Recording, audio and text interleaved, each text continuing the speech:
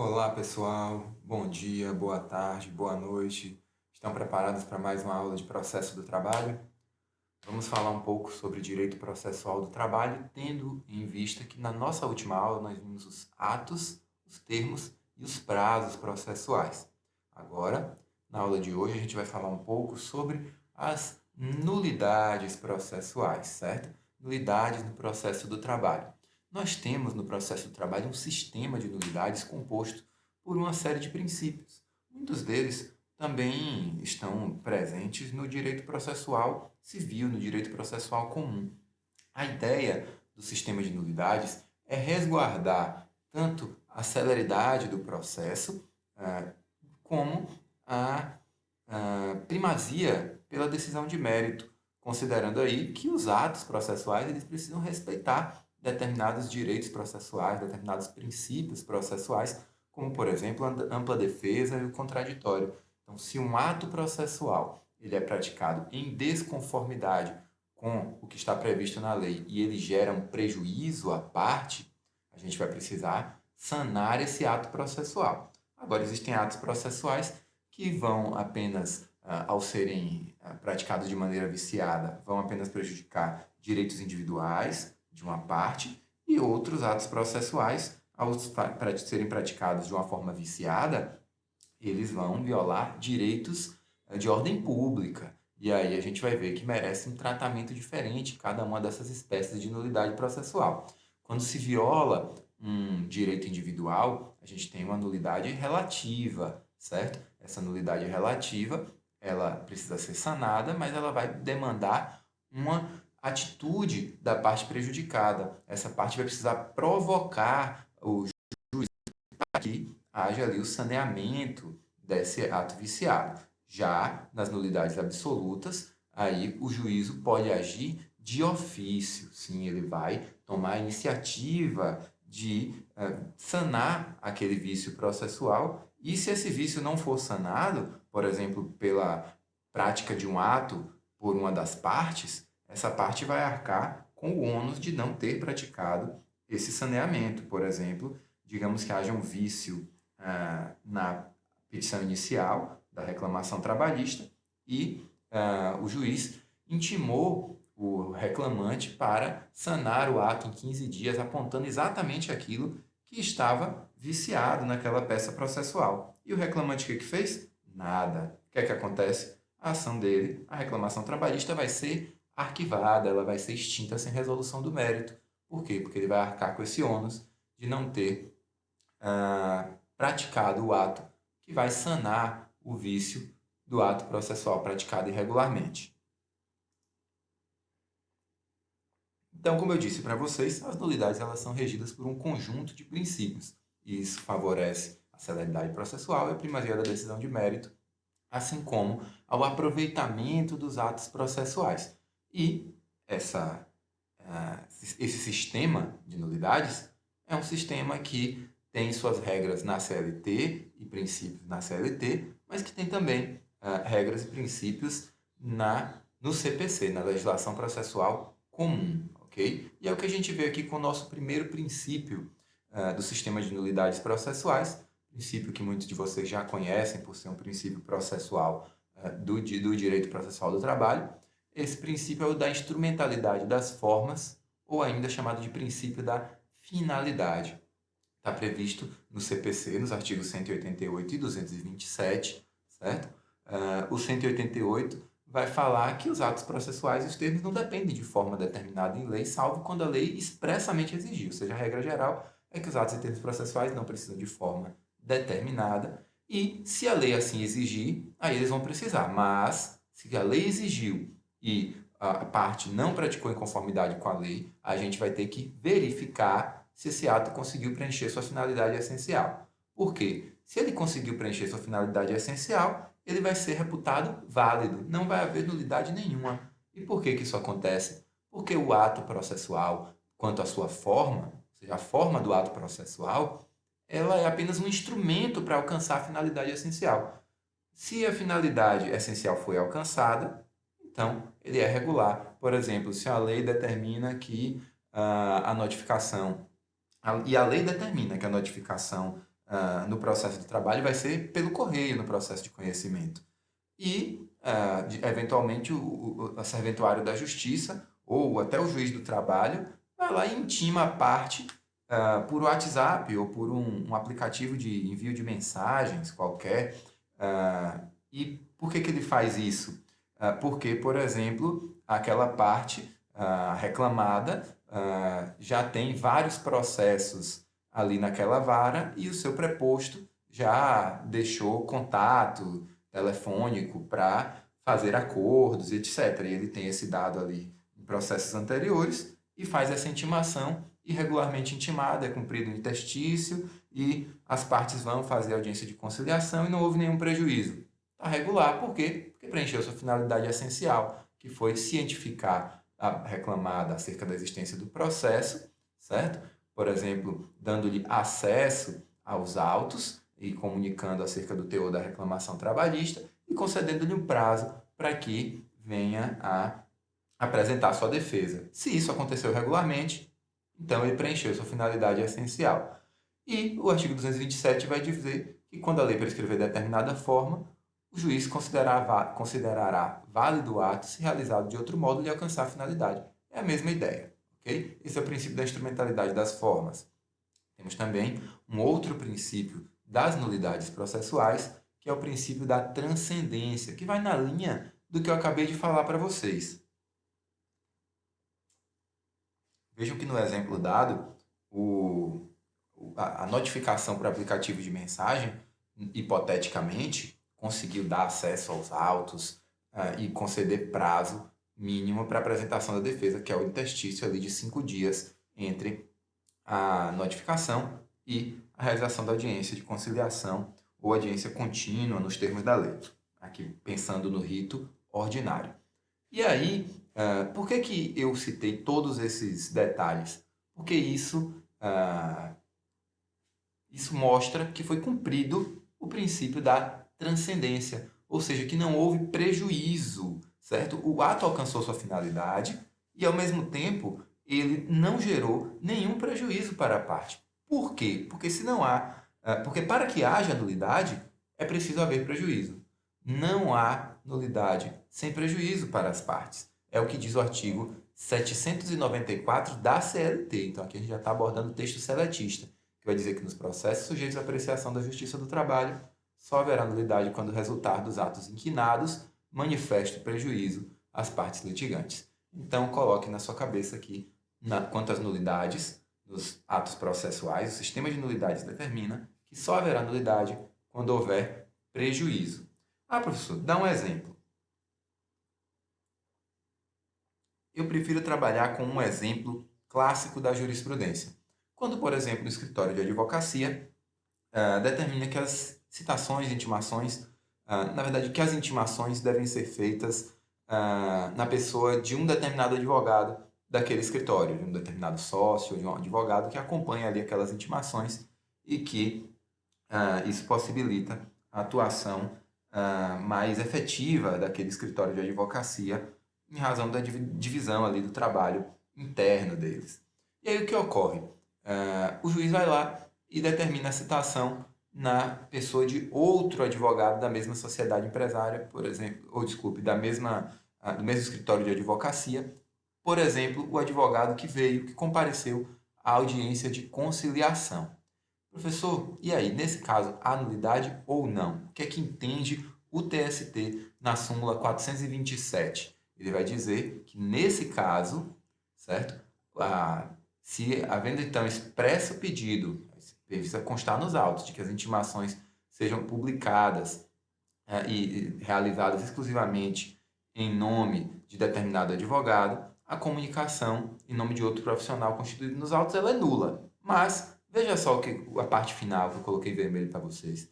Salvo se constatada a inexistência de prejuízo. Por quê? Porque não há nulidade sem prejuízo. Então, o juiz fez essa intimação para comparecer à audiência de instrução. Não fez no nome do advogado expressamente consignado em ata para que fosse realizada a intimação e as publicações em nome dele.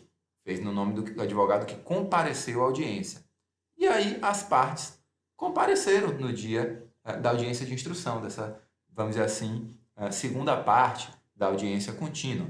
E isso mostra que não houve prejuízo. Se as partes estão lá, a parte tomou ciência de que o ato iria ser praticado, de que ela estava sendo convocada para a prática daquele ato processual, então não houve prejuízo, e se não houve prejuízo, não há nulidade, porque ela é nula, salvo se constatada a inexistência de prejuízo, ok? Vamos então para o nosso próximo princípio das nulidades, que é o princípio da convalidação ou preclusão. Esse princípio, ele trata daquelas nulidades que eu falei para vocês, das nulidades relativas, aquelas que não podem ser declaradas de ofício pelo juízo ou tribunal. Então, as nulidades não serão declaradas senão mediante provocação das partes, diz o artigo 795 da CLT. Só que essas partes elas precisam arguir a nulidade na primeira vez, na primeira oportunidade que elas tiverem para falar em audiência ou nos autos. E isso dialoga com um outro princípio que temos no processo do trabalho, que é o princípio da irrecorribilidade imediata das decisões interlocutórias. Ah, professor, então quer dizer que as decisões interlocutórias no processo do trabalho, elas são irrecorríveis? Não, não foi isso que eu disse. Eu disse que elas são irrecorríveis de imediato, certo? Não há um recurso imediato, um recurso instantâneo, um recurso automático para como é que eu posso dizer, para a impugnação desses atos processuais. Mas aí a necessidade de se manifestar essa irresignação na primeira oportunidade que a parte tiver para falar em audiência ou nos autos. Isso gera uma prática uma prática na audiência trabalhista que se chama protesto nos autos. Então, na praxe, a gente encontra no dia a dia da Justiça do Trabalho algumas decisões que supostamente estariam violando determinações processuais, princípios e regras processuais que poderiam causar ou estão causando prejuízo para as partes. Nesse caso, a parte vai precisar manifestar sua resignação na primeira oportunidade que tiver para falar nos autos. E isso ela faz mediante o protesto nos autos, consignando ali em ata de audiência, por exemplo, ou manifestando quando o juiz lhe intimar para apresentar suas manifestações acerca de um documento, acerca de um determinado ato processual, ela vai declarar expressamente ali sua resignação e demonstrar a inexistência da observância, ou seja, a inobservância de algum princípio ou regra que violou um direito seu individual ou mesmo um direito de ordem pública, certo? Por quê? Porque apesar das nulidades absolutas poderem ser declaradas de ofício pelo juízo, elas também podem, mais ainda, né, ser provocadas, e aí sim declaradas mediante provocação das partes, certo? Afinal, como vocês já conhecem, quem pode o mais, pode o menos. Se o juízo pode declarar de ofício, mais ainda, ele pode declarar a nulidade de um ato processual mediante provocação, certo? Então, a gente entendeu esse princípio da convalidação ou da preclusão e agora vai entender um outro princípio também, que também compõe o sistema das nulidades processuais, que é o princípio da economia processual.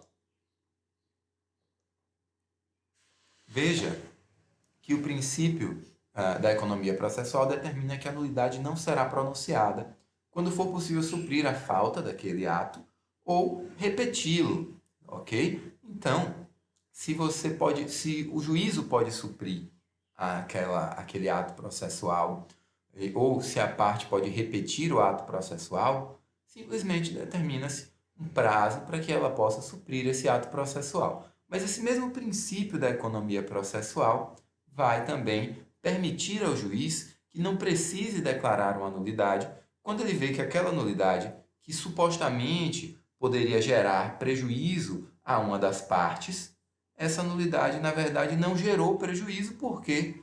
Porque esse processo vai poder ser decidido a favor daquela parte. Ou seja, ela obteve total êxito na sua postulação, certo?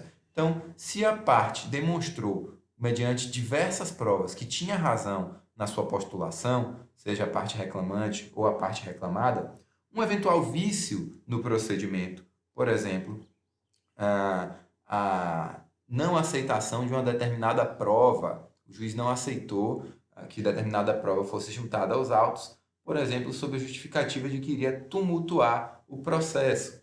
E aquela prova ali não foi juntada, mesmo assim, a parte que queria juntar a prova e tinha direito de utilizar todos os meios de produção de prova disponíveis em direito, e já tinha comunicado ao juiz em sua reclamação trabalhista que pretendia usar aquele tipo de prova, essa parte ganhou, teve total procedência da ação. Então, nesse caso, o juiz não vai declarar nulidade. Ele vai simplesmente decidir o mérito a favor da parte a quem aproveitaria a eventual decretação de nulidade. É o que nos diz o parágrafo 2º do artigo 282 do CPC. Quando puder decidir o mérito a favor da parte a quem aproveite a decretação da nulidade, o juiz não a pronunciará nem mandará repetir o ato ou suprir-lhe-á a falta, certo? Ele não vai fazer nada disso porque ele já está decidindo o processo a favor da parte que seria prejudicada por essa nulidade e, portanto, a gente vê que o próprio princípio do prejuízo não permitiu aí a decretação da nulidade mediante a sua combinação com o princípio da economia processual, que vai determinar a decisão de mérito no lugar da declaração de nulidade, já que, quanto ao mérito, o juiz está convencido de que aquele processo deve ser decidido a favor daquela parte que supostamente seria prejudicada pelo ato processual viciado. Outro princípio interessantíssimo é o princípio do interesse. Também compõe o sistema de nulidades processuais e diz que a nulidade não será pronunciada quando arguída por quem tiver dado causa, ok? Então, isso dialoga com aquele princípio geral do direito que determina que a ninguém é dado beneficiar-se da própria torpeza. Se a parte foi que deu causa a uma nulidade, ela não pode agora arguir essa nulidade para fazer o processo regressar àquele ponto para que se repitam todos os atos processuais que lhe sejam posteriores, como a gente vai ver no próximo princípio. Então, o que é que acontece nesse caso? Vou dar um exemplo para ficar mais claro. Digamos que a parte sabe que o juiz suspeito não pode praticar atos decisórios no processo, porque esses atos serão viciados diante da parcialidade do juiz, certo? Por quê? Porque ele é suspeito. E ele é suspeito quando, por exemplo, há uma inimizade entre o juiz e a parte. Então, o que é que a parte faz? Ela arma uma espécie de discussão com o juiz, seja na saída do fórum ou num lugar onde ele sabe que o juiz frequenta um restaurante, onde ela vai, essa parte vai lá e cria uma confusão com o juiz, certo? A troco de nada. Na verdade, ninguém entende por que aquela confusão aconteceu e ocorre a discussão e filma a discussão e a discussão fica ali fica comprovada uma forte discussão que gerou ali o que poderia se conceituar como uma inimizade. E aí ela junta isso aos autos, o juiz olha e se surpreende e diz, nossa, aquela discussão que houve no restaurante era com a parte de um processo. Mas essa parte, por exemplo, o reclamante, já sabia quem era o juiz e planejou tudo isso, certo? Para quê? Para que, por exemplo, aqueles autos saíssem da mão daquele juiz e fossem para outro juiz. E aí, assim que o juiz pratica o primeiro ato decisório no processo, ele vai lá e argue a nulidade daquele ato processual, dizendo, olha, esse ato é nulo, porque o juiz ele é suspeito, porque existe uma inimizade capital entre o reclamante e o juiz da causa. Bem, ele não poderá arguir essa nulidade nos autos. Por quê? Porque foi ele que comprovadamente deu causa a essa discussão. Foi ele que comprovadamente deu causa a essa nulidade. Então, a nulidade não vai poder ser pronunciada quando ela for arguída por quem ele tiver dado causa. Agora, se a outra parte entende que isso comprometeu a lisura do juiz, ela poderá arguí-la, e se o juiz eventualmente entender que realmente sua lisura está comprometida, sua parcialidade está comprometida para a prolação daquela decisão, então, nesse caso, o juiz poderá declarar-se suspeito e determinar a remessa dos autos para o juiz substituto, ok?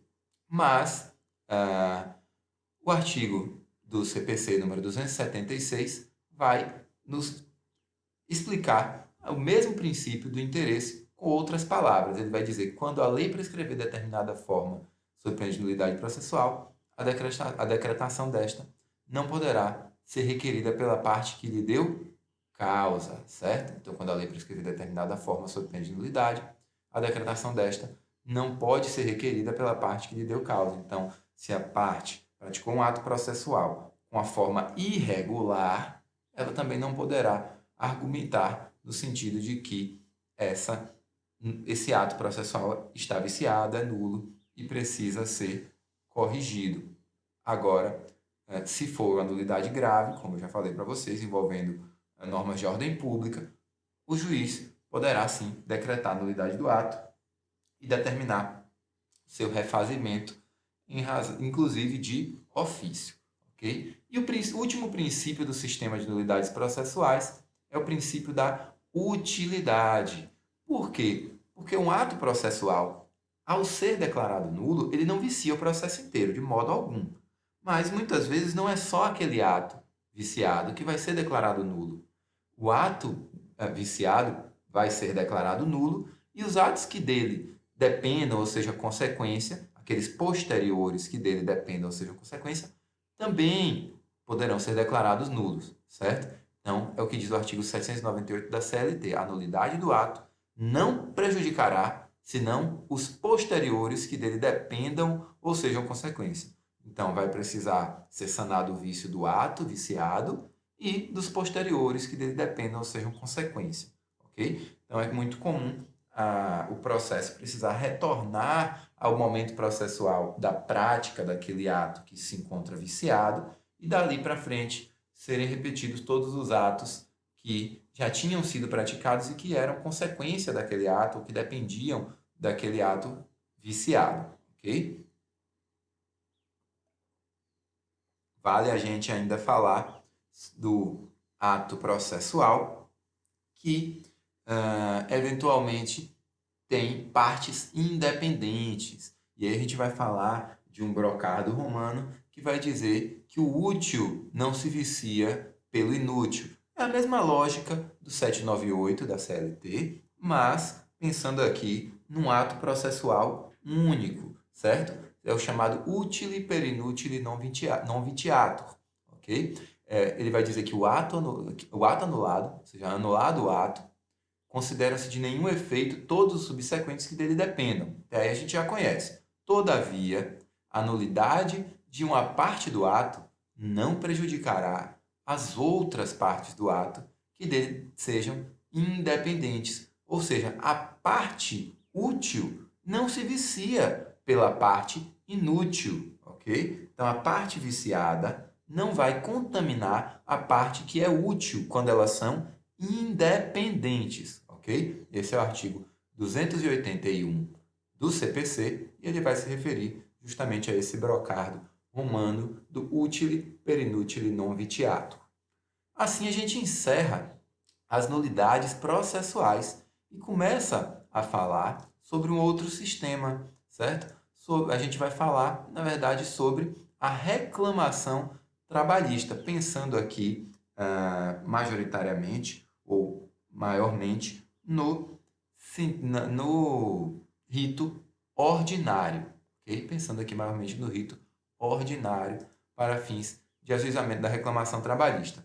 Como vocês já sabem, o nome reclamação trabalhista ele é uma remanescência do período em que o processo do trabalho ele era realizado no âmbito de um órgão que não era vinculado ao Poder Judiciário, mas ao Poder Executivo, ao Ministério do Trabalho, Indústria e Comércio. Isso acontecia desde 1932 até o momento em que o judiciário passa, o judiciário trabalhista, né, passa a abranger também a competência das relações de emprego e isso acontece com a Constituição de 1946, quando a Justiça do Trabalho passa então a integrar efetivamente o poder judiciário, certo?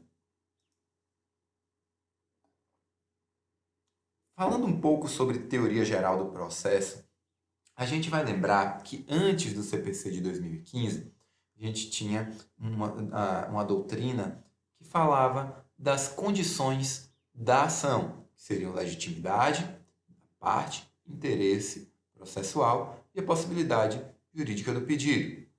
Veja que esses elementos não constam expressamente do novo CPC de 2015. Uma parte da doutrina vai dizer que eles deixaram de existir, certo?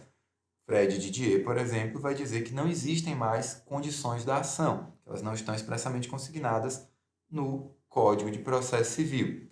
E, apesar disso, uma outra parte da doutrina vai dizer que sim, que continuam a existir e que merecem o mesmo tratamento que lhe era dado antes. Mas a gente vai falar aqui um pouco sobre a legitimidade. Por quê? Porque a legitimidade está prevista expressamente no artigo 485 do CPC como um elemento cuja ausência vai gerar uma decisão sem resolução do mérito no processo. Então, o juiz ele não resolve o mérito, ou seja, ele vai extinguir o processo sem resolução do mérito quando ele verificar a ausência de legitimidade da parte ou de interesse processual. O interesse processual está ligado a uma pretensão resistida, certo? A existência de uma pretensão, porque foi descumprido um direito à prestação, por exemplo, e isso, então, vai trazer o interesse processual para a parte. O juiz, então, ele não resolve o mérito nos termos do CPC se ele verifica que, num caso concreto, a parte que ajuizou a ação, por exemplo, ela não era a titular do direito que ela diz ser ali naquela reclamação trabalhista. Então, mais especificamente, a parte diz na sua reclamação trabalhista que ela disse na sua reclamação trabalhista que havia uma relação de emprego na qual eram devidos salários que não foram pagos, porém o empregado não era ela, o empregado era o irmão dela e que ela está ali para cobrar esses valores em virtude do falecimento do irmão. Veja que se ela não é inventariante do espólio e se não há o espólio ali, ela também não é herdeira daquele valor, ela não poderia estar postulando aquele direito. E digamos que seja justamente esse o caso, que ela não é herdeira daquele valor, que existem os herdeiros necessários daquele valor, existe o espólio, e ela está ali postulando um direito que não era dela, não é titularizado por ela, então ela não tem legitimidade para postular esse direito em juízo, certo? Então, Fred Didier ele vai explicar o seguinte, ele vai dizer, ora, se ela está dizendo que está postulando um direito que não é dela, que ela não titulariza, ela, na verdade, não tem esse direito. Esse direito pode até existir. O juiz não vai analisar se existe ou não a obrigação de pagar aquela quantia naquela relação jurídica. Mas Fred Didier vai dizer, ele vai analisar que naquele caso concreto, o irmão não tem direito àquela verba, porque a verba era, por exemplo, do espólio, certo? Vai ser dividida entre os herdeiros. Então, nesse caso, Fred Didier diz, a decisão aí é de mérito. O irmão, ele não tem direito a essa verba. O espólio pode até ter, mas o irmão que foi a juízo, sem legitimidade, ele não tem esse direito. Então, para Fred, essa decisão é de mérito. Mas o nosso CPC diz que, nesses casos, em caso de ausência de legitimidade, não há uma decisão de mérito. Há uma decisão sem resolução de mérito, ok? E isso nos remete a aos elementos da reclamação trabalhista, os elementos da ação. Que elementos são esses? Partes, causa de pedir e pedido. Então, analisando esses elementos, vendo quais são as partes da causa daquele processo. Qual é a causa de pedir daquele processo? E quais são os pedidos naquele processo que a gente vai aferir a identidade daquela demanda, certo? E sendo aferida a identidade dessa demanda, a gente vai saber se há, por exemplo, coisa julgada sobre aquela relação processual. Porque se aquela relação jurídica deduzida em juízo reflete igualmente os elementos de uma outra relação jurídica que já foi julgada, que já transitou em julgado, já fez coisa julgada, então ela não poderá ser novamente julgada, salvo se for caso de rescisão, salvo se for caso de ação rescisória. O mesmo ocorre com relação à perempção e à litispendência, e a continência, a conexão e a distrição. Tudo isso é analisado em conformidade com os elementos da reclamação trabalhista e com os elementos da petição inicial.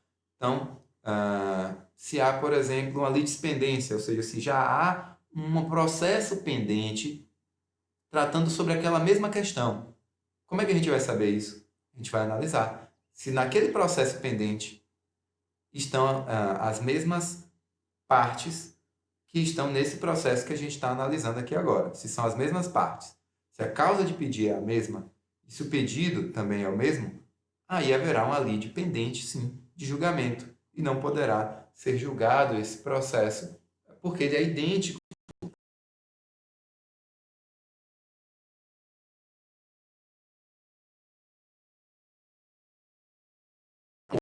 Assim, a gente percebe também a importância que tem a legitimidade no âmbito do direito processual. Como eu expliquei para vocês, a legitimidade ela é uma autorização do Estado para que a parte defenda em juízo direitos,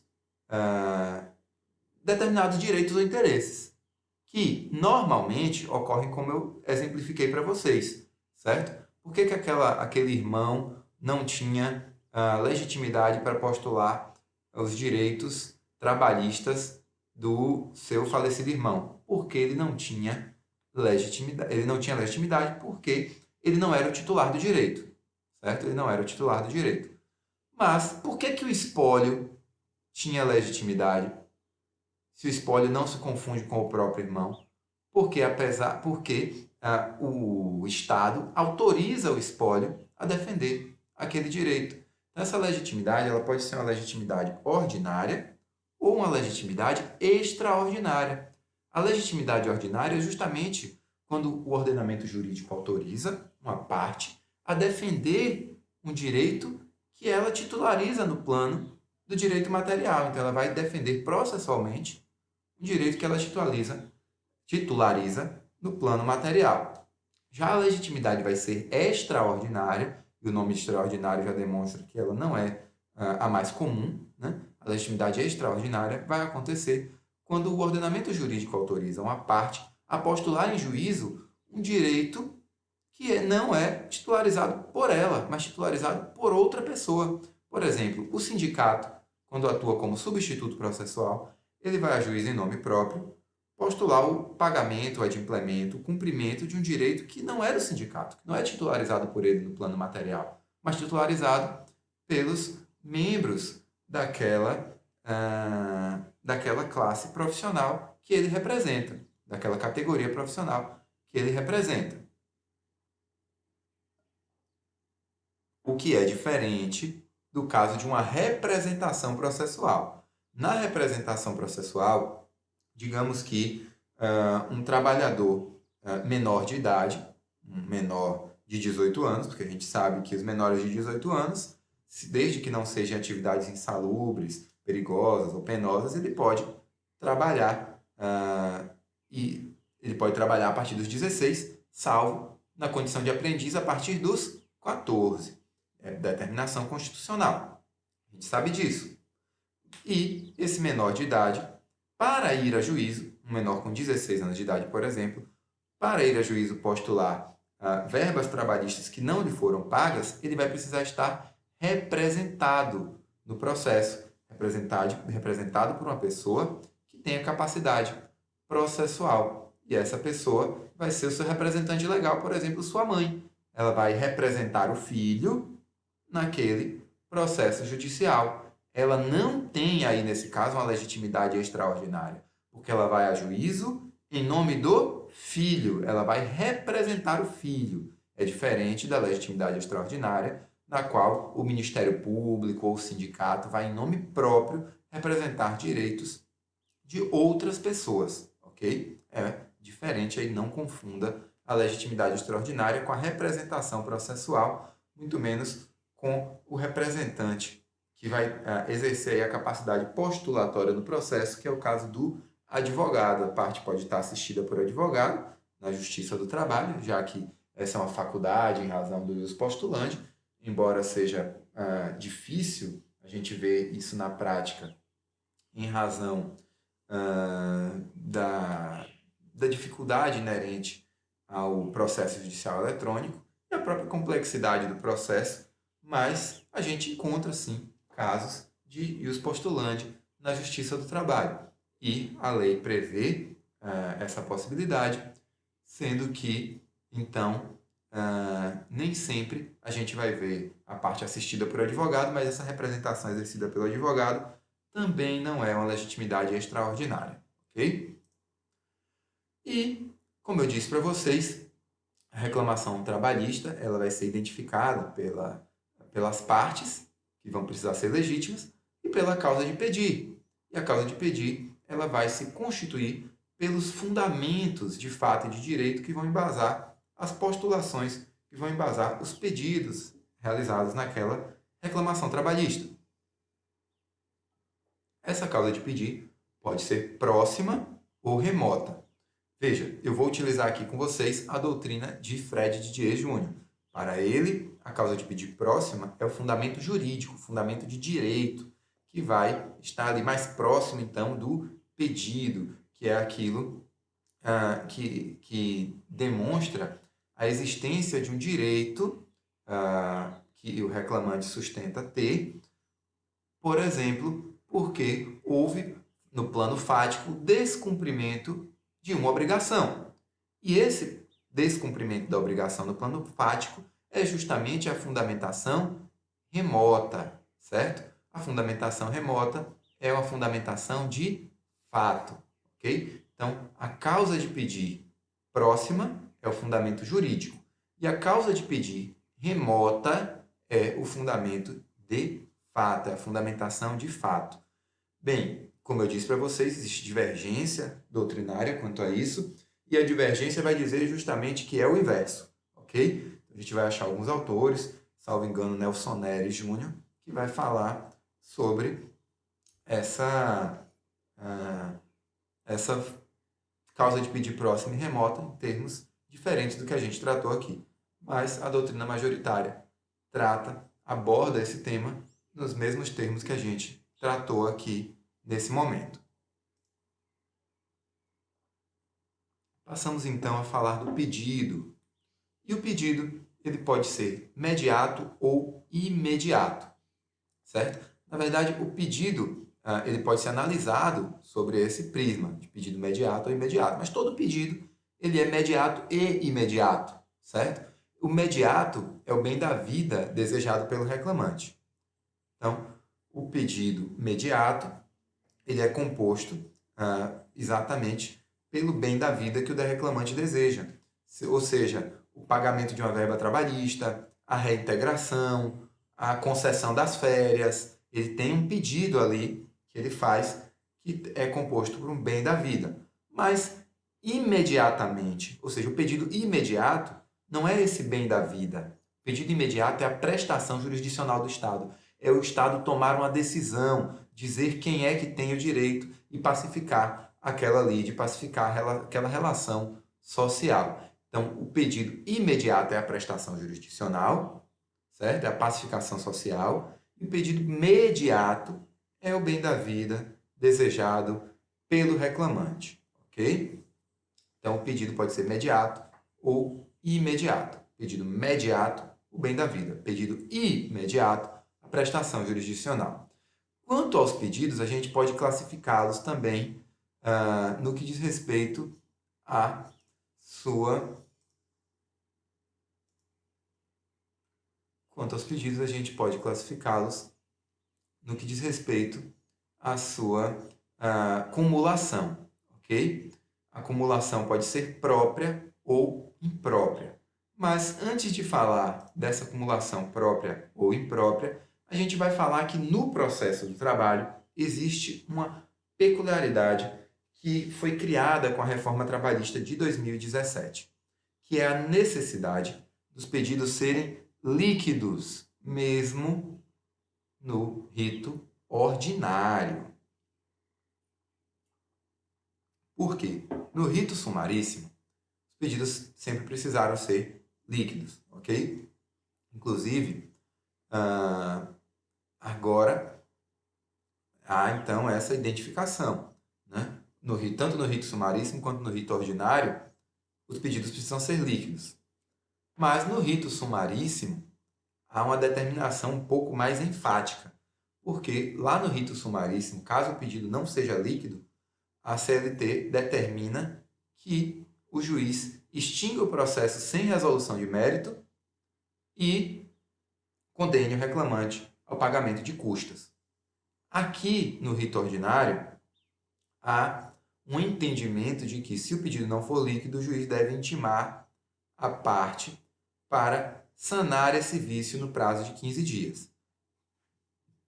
Então, o pedido no processo do trabalho, ele precisa atender a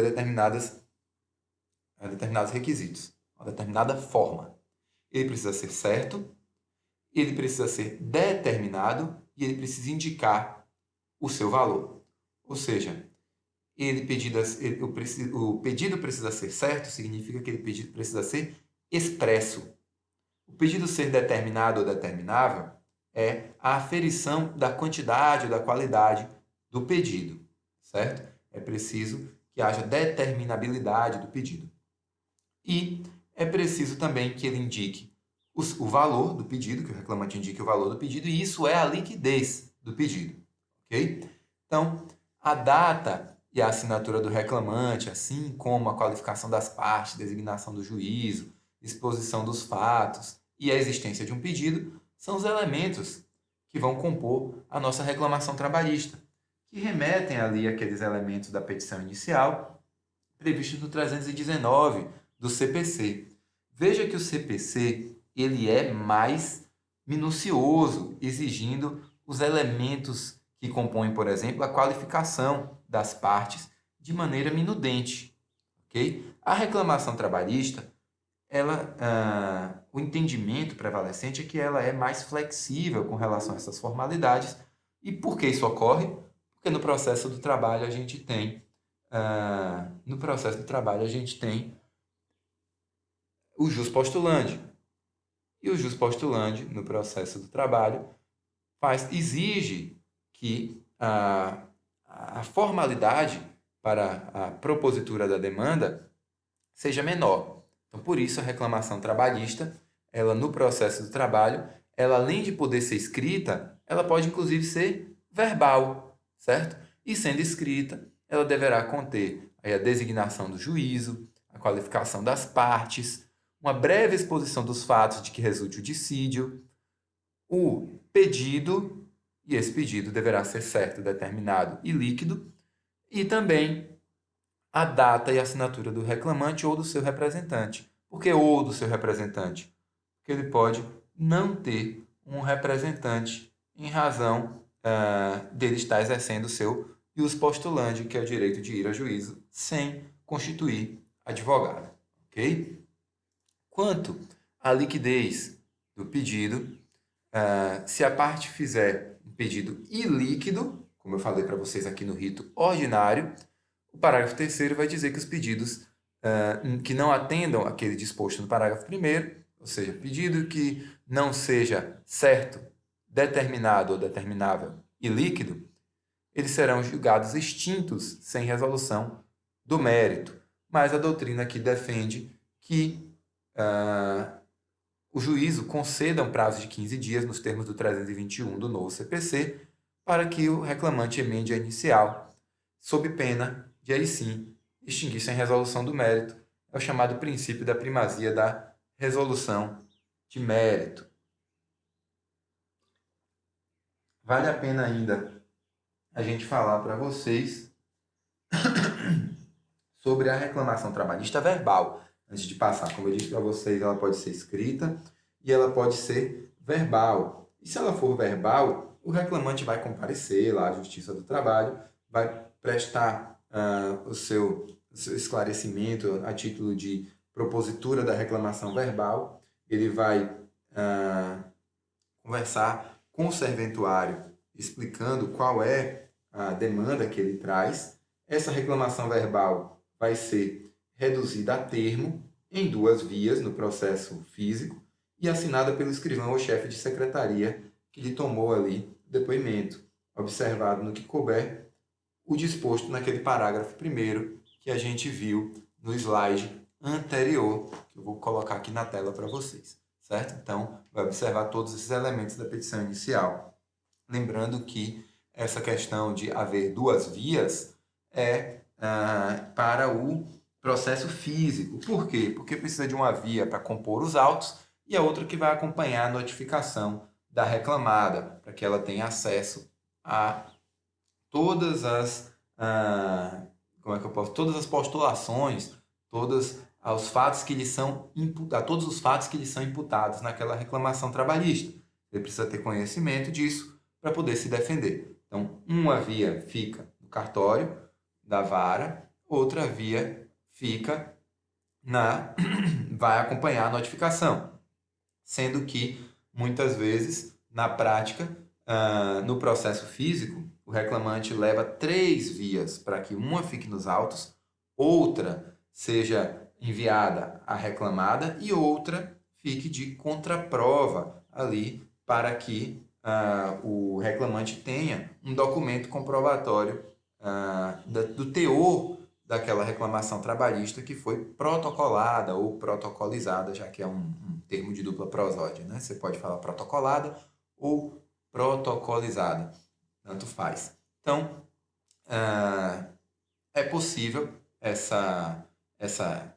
esse ajuizamento utilizando 3 vias, mas a lei só exige 2 vias. Para o processo escrito é assim que ocorre, mas a gente sabe que hoje a maioria dos processos são eletrônicos. E no processo eletrônico não há essa necessidade, porque tudo fica consignado no sistema processual eletrônico, tudo fica registrado no sistema processual eletrônico e dispensa-se, então, essas cópias de documento escrito, ok?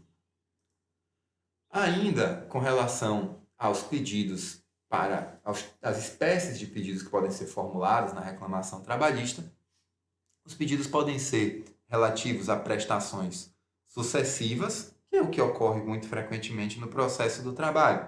A maioria dessas prestações sucessivas são por tempo indeterminado, já que a regra geral no contrato de emprego é a prestação, é o contrato por tempo indeterminado. Então, se essa ação foi ajuizada no curso da relação de emprego, a gente vai muitas vezes se deparar com prestações sucessivas por tempo indeterminado.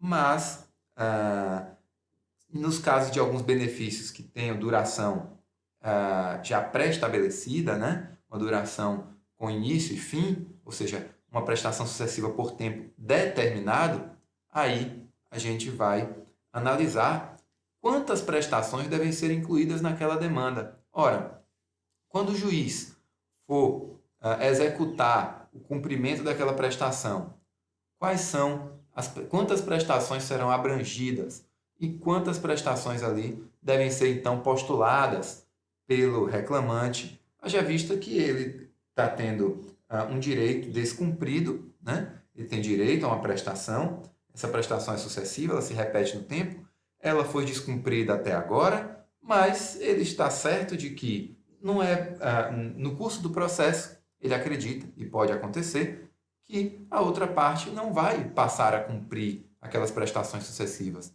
Então ele se pergunta, eu vou postular agora só o que foi descumprido, para depois ter que ajuizar uma nova ação pedindo o que vai ser descumprido depois, já que a gente sabe que é preciso haver o interesse de agir, o interesse processual, e esse interesse de agir, ele está ligado ao descumprimento de uma pretensão. Porque se não venceu a prestação, não haveria, em tese, interesse de agir. Mas como é que a CLT, e aqui esses artigos 891 e 892 são da CLT, como é que ela trata essas prestações sucessivas, tanto por tempo determinado quanto por tempo indeterminado? O que é que o reclamante deve buscar numa ação, numa reclamação trabalhista, numa ação judicial, quando as prestações que estão sendo descumpridas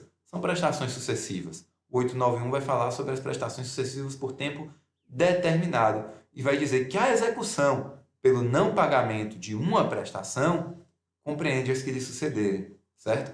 Então, a execução dessas prestações vai compreender todas as prestações por tempo determinado, ainda que na época do ajuizamento apenas uma parcela delas não tivesse sido descumprida. Já tratando-se de prestações sucessivas por tempo indeterminado, aí a execução vai compreender inicialmente, certo? Inicialmente, as prestações sucessivas devidas até a data do ingresso na execução. Vale a pena vocês darem uma olhadinha na jurisprudência do STJ sobre as prestações sucessivas por tempo indeterminado. E a gente chega naquela classificação dos pedidos que eu falei para vocês, quanto à cumulatividade dos pedidos.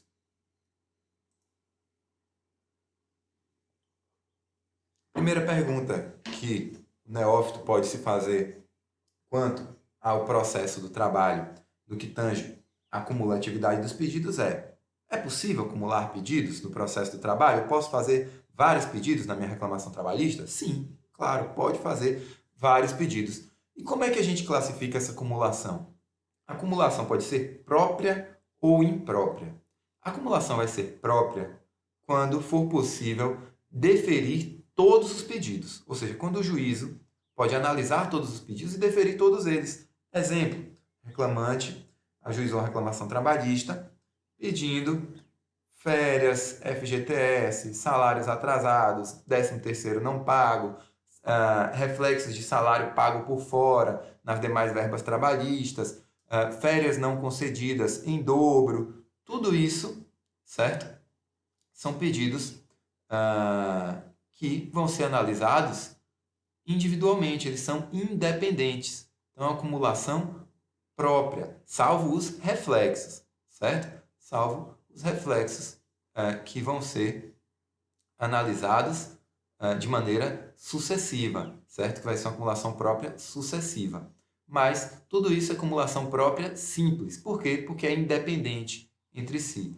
Então, a acumulação própria, ela é possível de ser deferida, todos os pedidos podem ser deferidos, e essa acumulação própria vai ser simples quando os pedidos são independentes.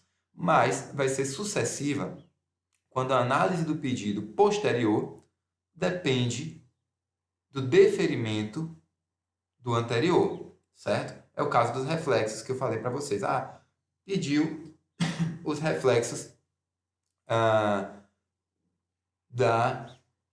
digamos, reflexos do pagamento das gorjetas nas demais parcelas. Ora, se não foram pagas as gorjetas, ele pede também o pagamento das gorjetas, aí o deferimento do segundo pedido vai precisar ser precedido pelo deferimento do pagamento das gorjetas, porque se não existirem gorjetas a serem pagas, não será deferido também o reflexo dessas gorjetas. Mas o que é preciso que vocês tenham em mente é que é possível deferir todos os pedidos. Então, essa acumulação é uma acumulação própria.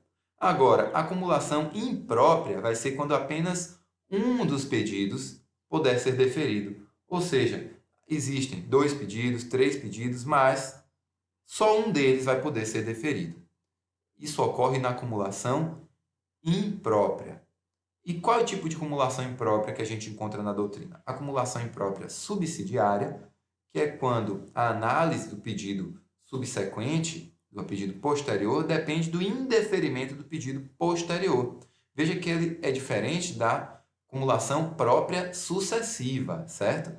Na acumulação própria sucessiva, que a gente acabou de falar, o pedido posterior só vai ser deferido se o pedido anterior tiver sido deferido também. Ou seja, por que isso acontece? Porque é possível, na acumulação própria, deferir vários pedidos, deferir todos os pedidos, certo? Já na acumulação imprópria, não é possível deferir todos os pedidos, porque somente um dos pedidos vai ser deferido.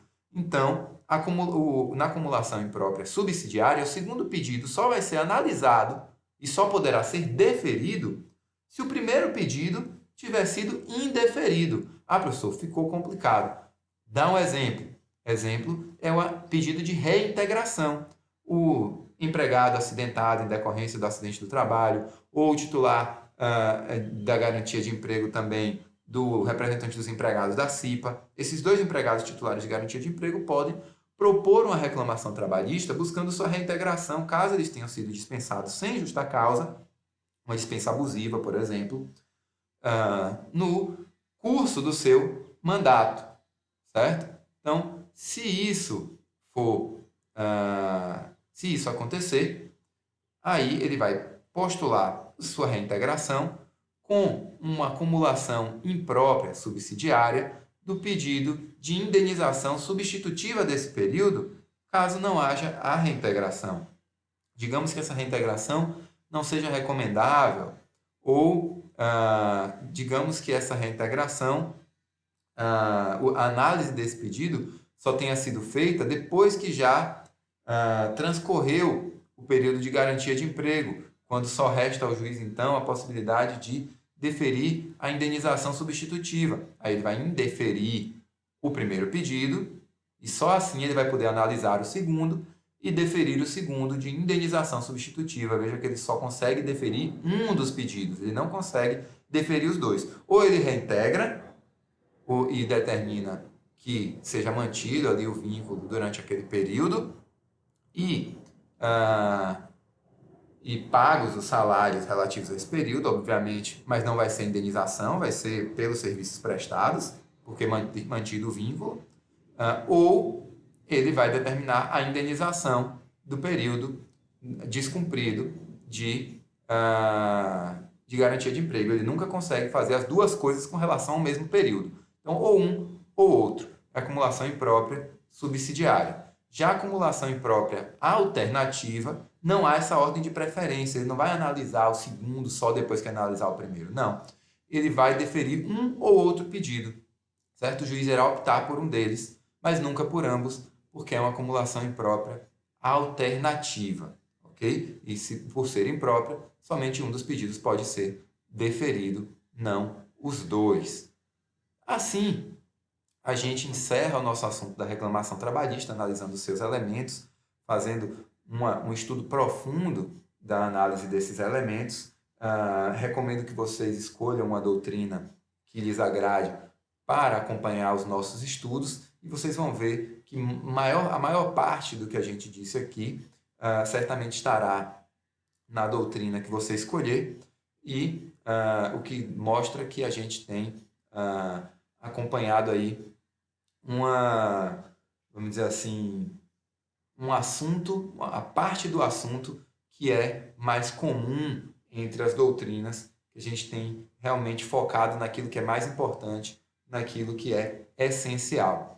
E claro que a gente ainda está no início do nosso estudo do direito processual do trabalho, estamos ainda no início do semestre, mas a gente já tem avançado bastante, muita coisa você já conhece sobre o processo do trabalho.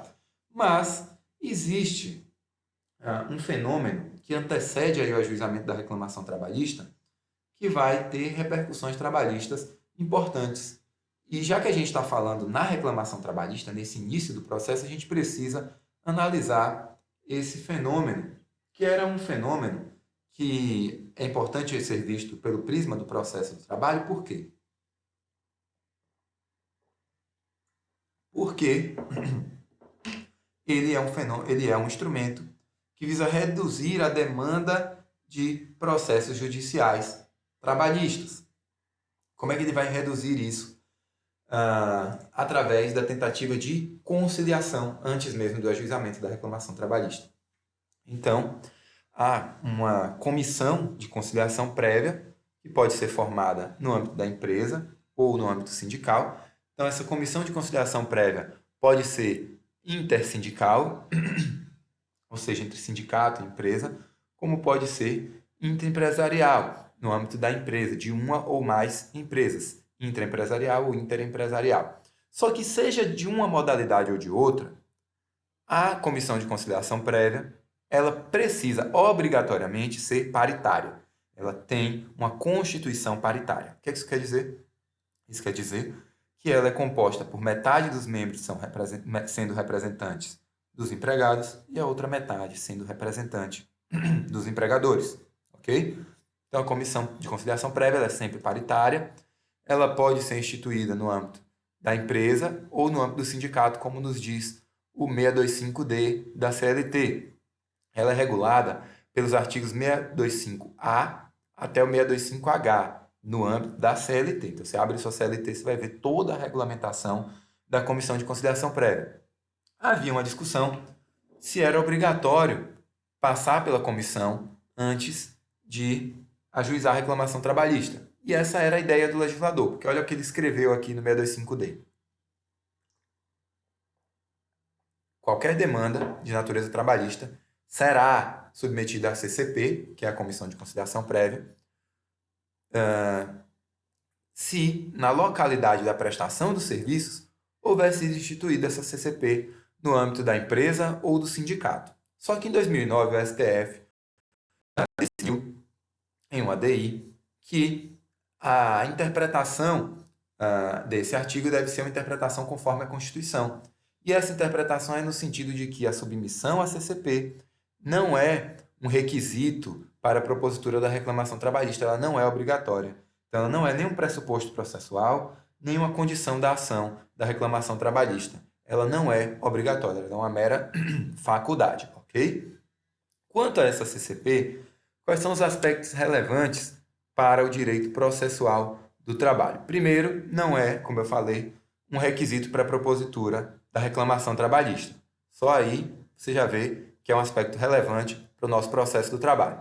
Outro aspecto relevante é que ela vai ser um título executivo extrajudicial, ou seja, esse termo de conciliação da CCP, ele pode ser executado diretamente na Justiça do Trabalho e ele tem eficácia liberatória geral, ou seja, não se poderá discutir em juízo nada sobre aquela relação jurídica acerca da qual houve uma conciliação perante a CCP, salvo as parcelas expressamente ressalvadas. Então, há uma eficácia liberatória geral, porém limitada pelas ressalvas, ok? Então, o que é que vai nos dizer o 625E? Aceita a conciliação, vai ser lavrado um termo, assinado pelo empregado, pelo empregador ou preposto do empregador, e pelos membros da comissão, que, como eu disse para vocês, é paritária, representante dos empregados e dos empregadores. Fornecem-se cópia às partes, e esse termo de conciliação, cuja cópia foi fornecida às partes, é um título executivo, ou seja, não se discute mais em processo de conhecimento aqueles direitos que estão ali consignados. Na verdade, não se discute mais sequer aquela relação jurídica de direito material, salvo se houverem ressalvas. Então, o termo de conciliação é um título executivo extrajudicial. Competência de quem? Da Justiça do Trabalho. E terá eficácia liberatória geral, da relação jurídica toda, exceto quanto às parcelas expressamente ressalvadas. É diferente da chamada homologação da rescisão do contrato de trabalho. Essa homologação, ela é... essa homologação, ela é... Como é que eu posso dizer? Ela tem eficácia liberatória apenas das parcelas expressamente ressalvadas, mas ela não é mais obrigatória para os empregados com mais de 1 ano de contratação, certo? Ela é obrigatória apenas para o dirigente sindical que se demite. Ele precisa ter esse pedido, chamado pedido de demissão, né, que não é o mais técnico, porque demissão é um direito potestativo, mas se o dirigente sindical, titular de estabilidade do dirigente sindical, resolve se demitir, precisa da homologação da rescisão. Os demais não precisam. Se quiser fazer, pode fazer. E aquela homologação vai ser um título executivo extrajudicial também, mas lá a eficácia liberatória é só quanto às parcelas expressamente consignadas, certo? Aqui a eficácia liberatória é geral, salvo as parcelas ressalvadas. Aqui onde? No âmbito da CCP, ok? Então a gente entendeu aí como é que funciona esse título executivo extrajudicial, também aspecto importante para o processo do trabalho. E agora a gente vai entender um pouco sobre o prazo para a realização da conciliação, que isso vai ter reflexos no processo do trabalho, porque vai ter reflexos no limite para ajuizamento da reclamação trabalhista, considerando o limite temporal, considerando, então, a prescrição trabalhista, que é tema de direito material, mas que é relevantíssimo aqui para o ajuizamento da reclamação trabalhista para o direito processual. Então, as comissões de conciliação prévia elas têm um prazo de 10 dias para realizar essa tentativa de conciliação, para realizar essa sessão onde se tentará fazer a conciliação. Esses 10 dias contam a partir da provocação do interessado. A provocação, a CCP, ela tem 10 dias para realizar a sessão. Se ela não realizou a sessão em 10 dias, será fornecida no último dia, no 10º dia do prazo, uma declaração, a que se refere o parágrafo 2º do 625D. É a chamada declaração de tentativa conciliatória frustrada. É a mesma declaração que se fornece quando há a sessão e não se consegue chegar à conciliação. Então, passou 10 dias, vai se entregar essa declaração, dizendo que não se chegou a uma conciliação. E qual a importância dessa declaração? É que essa declaração ela vai ser o termo final de uma suspensão do prazo prescricional, porque a provocação da CCP suspende o prazo prescricional, não é interrupção, é suspensão. Por quê? Porque a interrupção ela reinicia o prazo prescricional. Aqui a gente não reiniciou, aqui a gente só deu uma pausa, parou e retomou de onde parou, ok? Para e retoma de onde parou. Então ele vai ter ali no final 10 dias a mais, nesse caso, no seu prazo prescricional, certo? Pode ser menos de 10 dias? Pode, sim. 2 dias, por exemplo, foi feita uma tentativa de conciliação e ela foi frustrada. Ali já se fornece o termo e o prazo prescricional ficou suspenso nos termos do 625G, que é de quando? A partir da provocação da CCP e recomeçou a fluir, pelo que lhe resta, por isso é suspensão, a partir da tentativa conciliatória frustrada, que foi esse segundo exemplo que eu dei, ou do esgotamento do prazo previsto no 625F, que é de 10 dias, e que você entendeu aí, então, que nesse caso é o caso em que não se consegue fazer em tempo hábil essa sessão, e aí, por não conseguir fazer a sessão,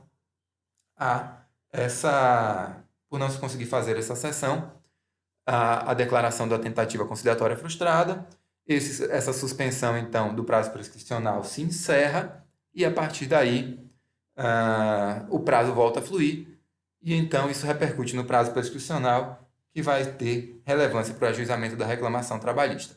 Assim, a gente encerra nossa explanação sobre a reclamação trabalhista, considerando aí o seu ajuizamento, os aspectos processuais da CCP, os elementos da reclamação trabalhista, desde a legitimidade das partes até a causa de pedir e o pedido, certo? A gente falou de partes, causa de pedir, pedido, da propositura da reclamação trabalhista, das condições da ação, e da discussão em torno dela. Falamos do sistema de nulidades processuais.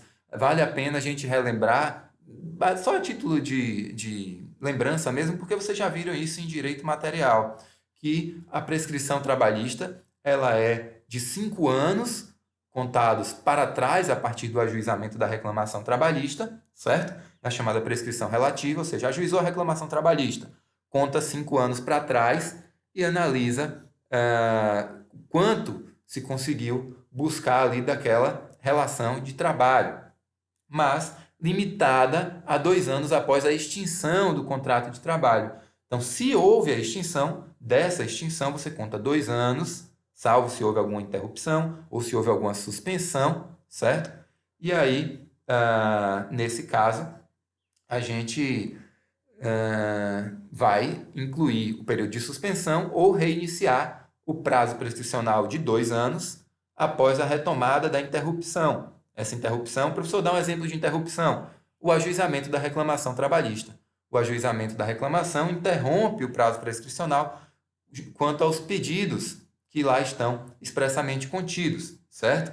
E aí, quanto aos que não estão abrangidos, os pedidos não abrangidos, né? Que você eventualmente venha a formular depois, aí não houve interrupção, certo? Então eles acabam, a prescrição continua a correr para eles. Mas quando ocorre a interrupção, a prescrição ela é paralisada aí no curso desse processo com o ajuizamento da reclamação trabalhista e vai voltar a correr apenas do último ato praticado no processo, que será o arquivamento, a sentença de arquivamento, e retoma do início, porque foi interrupção. No caso de suspensão, a retomada ocorre após o termo final da suspensão, pelo que lhe restava, ok? Então a gente sabe que tem a interrupção, tem a prescrição, tem a interrupção e a suspensão da prescrição, mas, regra geral, você vai contar o prazo 5 anos para trás, a partir do ajuizamento da reclamação trabalhista, e 2 anos após a extinção do contrato de trabalho. Passou 2 anos após a extinção do contrato de trabalho, essa é chamada preclusão extintiva. Por quê? Porque você não consegue mais buscar nada relativo àquela relação de trabalho, aquela relação jurídica, salvo se for um pedido excepcional que se submeta a uma outra prescrição, prescrição trienal, alguma prescrição do Código Civil que é excepcional, e aí mereceria uma aula exclusivamente sobre isso. Mas, regra geral, prazo prescricional de 5 anos, contado da reclamação para trás, limitados a 2 anos, contados da extinção do contrato de trabalho para frente. Professor, se não extinguir o contrato de trabalho, só conta a prescrição quinquenal, que é a prescrição relativa. A gente sabe que a prescrição trintenária do FGTS foi afastada pelo STF, declarada inconstitucional, havendo súmula sobre sobre a regra de transição, ok? Mas, e aí, a partir da decisão do STF, se aplica a prescrição quinquenal também às parcelas decorrentes do FGTS, ok? Aos depósitos do FGTS. Então, a gente viu tudo que tinha que ver sobre reclamação trabalhista, inclusive aspectos adjacentes, como a CCP e a prescrição. A gente viu também o sistema de nulidades processuais e vai continuar fazendo essa abordagem pelo AVA, através de aulas em vídeo. Nós estamos aprimorando cada vez mais o nosso leque de opções para fornecer para vocês o melhor conteúdo possível dentro desse sistema à distância. A gente sabe que isso é uma situação transitória, que logo, logo retomaremos os nossos encontros presenciais.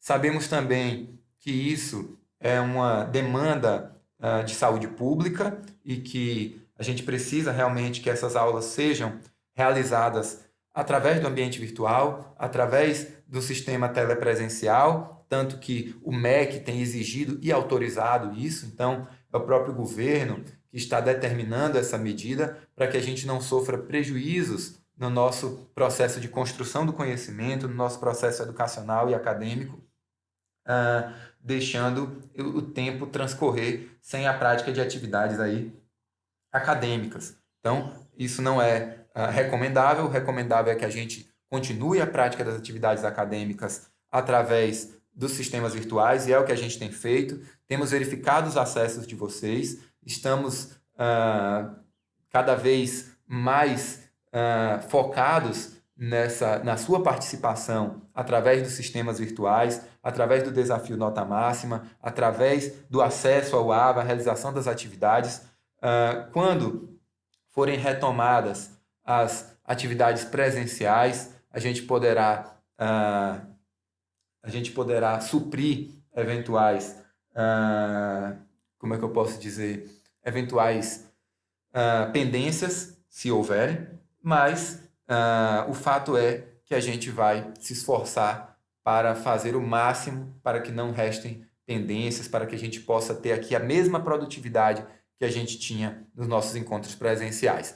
Eu estou sempre atento a vocês e fico no aguardo através das mensagens pelo sistema do AVA. Vocês têm o sistema do AVA para entrar em contato conosco. Eu estarei sempre atento à minha caixa de mensagens e, eventualmente, conversem com os líderes, se comuniquem através dos grupos de WhatsApp, interajam com os colegas da turma. Afinal, esse também é um aspecto importante do nosso itinerário educativo, e a gente vai se falando e se encontrando no curso dessas semanas, sempre nos horários de nossas aulas. Se houver alguma eventualidade nos sistemas de internet, algum sistema de energia elétrica, alguma coisa, pode acontecer algum eventual atraso na postagem, mas a gente está atento a isso para nos prevenir quanto a todas essas eventualidades e lidar com elas da melhor maneira possível para postar o material o quanto antes para vocês, sem que haja qualquer tipo de atraso, para que você possa fazer a sua rotina de estudos normalmente, continuar com sua rotina de estudos normalmente, ok? É um grande prazer estar com todos vocês. A gente se encontra na próxima aula e até o nosso próximo encontro. Grande abraço.